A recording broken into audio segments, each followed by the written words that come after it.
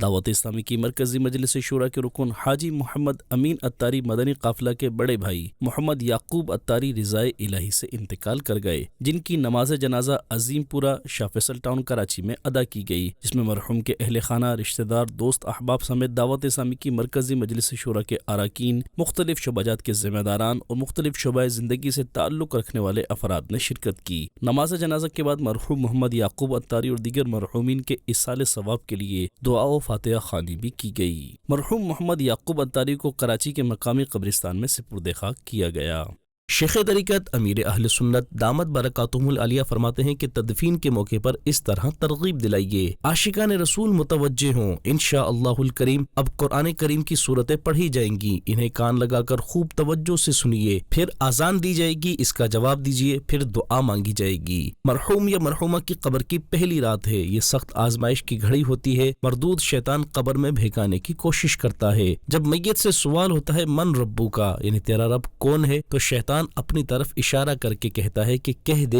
یہ میرا رب ہے۔ ایسے موقع پر اذان میت کے لیے نہایت نفع بخش ہوتی ہے، کیونکہ اذان کی برکت سے میت کو شیطان کے شر سے پناہ ملتی ہے، اذان سے رحمت نازل ہوتی، میت کا غم ختم ہوتا، اس کی گھبراہٹ دور ہوتی، آگ کا عذاب ٹلتا اور عذاب قبر سے نجات ملتی ہے، نیز منکر نکیر کے سوالات کے جوابات یاد آ جاتے ہیں۔